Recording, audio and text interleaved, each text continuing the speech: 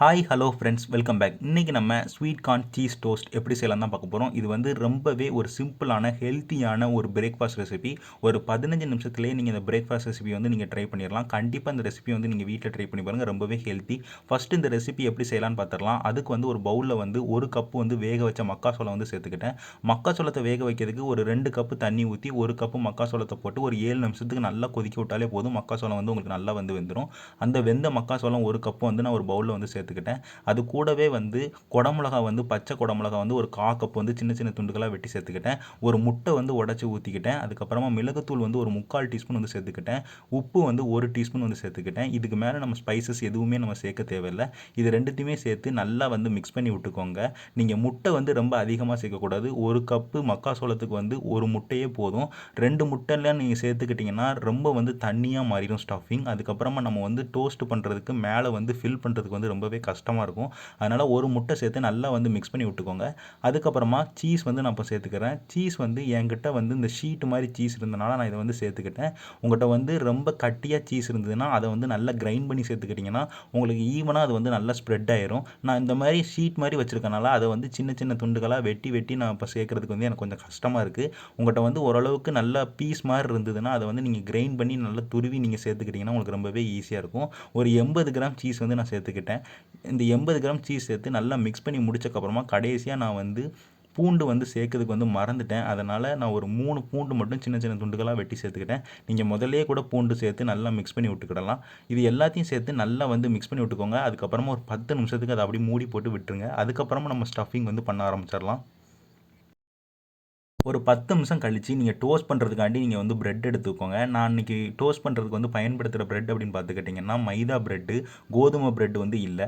நீங்கள் மைதா பிரெட் வாங்கும் போதும் டோஸ்ட் பிரெட்டுன்னு கேட்டு வாங்குங்க கடையில். நீங்கள் சாதா பிரெட் வாங்கினீங்க அது வந்து ரொம்ப சின்னதாக இருக்கும். அதுவே நீங்கள் டோஸ்ட் பிரெட் பார்த்துக்கிட்டிங்கன்னா சாதா பிரெட்டோட ஒரு மடங்கு சைஸ் வந்து கொஞ்சம் பெருசாக வந்து இருக்கும். நீங்கள் வந்து மேலே வந்து ஃபில் பண்ணுறதுக்கு வந்து அது வந்து ரொம்பவே சூப்பராக இருக்கும். அதனால் முடிஞ்ச அளவுக்கு டோஸ்ட் பிரெட் கடையில் இருந்துன்னா டோஸ்ட் பிரெட் வந்து கேட்டு வாங்கிக்கோங்க. அந்த டோஸ்ட் பிரெட் வாங்கின உடனே நம்ம வந்து ரெடி பண்ணி வச்ச அந்த ஸ்வீட் கார்ன் ஸ்டஃபிங்கை வந்து மேலே வந்து நல்லா வந்து எல்லா சைடும் ஈவனாக ஸ்ப்ரெட் ஆகிற மாதிரி நம்ம வந்து இதை வந்து ஃபில் பண்ணிக்கலாம். இப்போ நான் வீடியோவில் காட்டுற மாதிரி அந்த மக்காசோளத்தை எல்லாத்தையும் மேலே வந்து நல்லா ஈவனாக வந்து வச்சுக்கோங்க. ரொம்ப வந்து வைக்க வேண்டாம். கரெக்டாக ஓரளவுக்கு எல்லா சைடும் ஈவனாக ஸ்ப்ரெட் ஆகிற மாதிரி வச்சுக்கோங்க. ரொம்பவும் நீங்கள் வச்சிட்டிங்கன்னா அது வந்து உதிர்ந்துடும், அது வந்து செட் ஆகாது. அதே நேரத்தில் இது வந்து கொஞ்சம் தண்ணியாக உங்களுக்கு வந்து இருந்ததுன்னா ரொம்ப வந்து அது வந்து தண்ணியாக இருக்கிற மாதிரி நீங்கள் பார்த்துக்கிடாதீங்க. கொஞ்சம் தண்ணியை வந்து ஒரு பிரெட்டில் வந்து வைங்க, இன்னொரு கொஞ்சமாக தண்ணி இருக்கிறது இன்னொரு பிரெட்டில் வைங்க. ஏன்னா ரொம்ப ஈரமாயிட்டுனா பிரெட் வந்து உங்களுக்கு அங்கேயே வந்து கிராக் ஆயிரும். அதனால் பார்த்து மேலே வந்து இந்த மாதிரி ஃபில் பண்ணிக்கோங்க. கிட்டத்தட்ட நம்ம ரெடி பண்ணி வச்சுருக்க ஸ்டஃபிங்க்கு வந்து ஒரு 3 பிரெட் வந்து ரொம்பவே கரெக்டாக இருக்கும். அதுவே நம்மளுக்கு பிரேக்ஃபாஸ்ட்டுக்கு வந்து போதும். இப்போ இந்த 3 பிரெட்டையும் வச்சக்கப்புறமா இதை வந்து நம்ம வந்து டோஸ்ட் பண்ணி எடுத்துக்கிடலாம். டோஸ்ட் பண்ணுறதுக்கு வந்து ஒரு பேன் வந்து எடுத்துக்கிட்டேன். பேனில் வந்து 1 டேபிள் ஸ்பூன் வந்து பட்டர் வந்து நான் சேர்த்துக்கிட்டேன். பட்டர் வந்து அந்த பேனில் ஈவனாக எல்லா சைடும் ஸ்ப்ரெட் ஆகிற மாதிரி நல்லா வந்து மெல்ட் பண்ணி எடுத்துக்கிட்டேன். எதுக்காண்டி பட்டர் கீழே வந்து நம்ம சேர்க்குறோன்னு பார்த்துக்கிட்டிங்கன்னா நம்ம டோஸ்ட் பண்ணும்போது அடி பிடிக்கிறதுக்கு வந்து நிறைய வாய்ப்பு இருக்குது. அதனால் நம்ம கீழே வந்து பட்டர் வந்து நம்ம அப்ளை பண்ணிட்டோம்னா நம்மளுக்கு வந்து அவ்வளோ சீக்கிரத்தில் வந்து அடி பிடிக்காது. எண்ணெயோட பட்டர் வந்து சேருங்க, அது வந்து நல்ல வாசனையாகவும் நல்லா வந்து டேஸ்ட்டாகவும் இருக்கும்.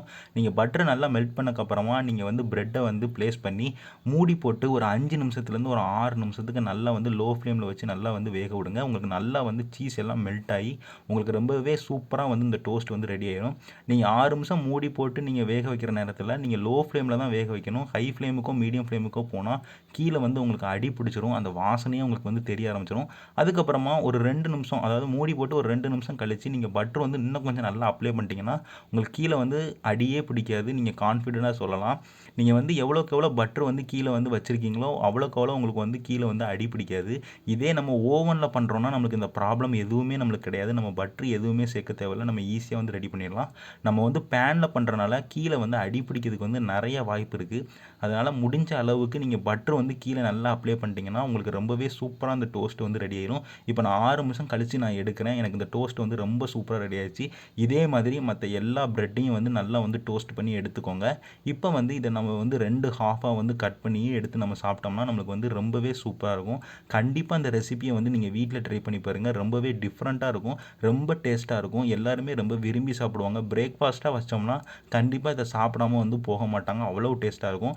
அதே நேரத்தில் நமக்கு இது வந்து ரொம்பவே ஹெல்த்தியும். டெய்லி ஒரே மாதிரி ரெசிபி செஞ்சு பிரேக்ஃபாஸ்ட்டாக சாப்பிட்றதுக்கு இந்த மாதிரி வித்தியாசமாக ஏதாவது செஞ்சு சாப்பிட்டோம்னா அது வந்து நம்மளுக்கு ரொம்பவே டேஸ்ட்டாகவும் இருக்கும், ரொம்பவே வித்தியாசமாக இருக்கும்.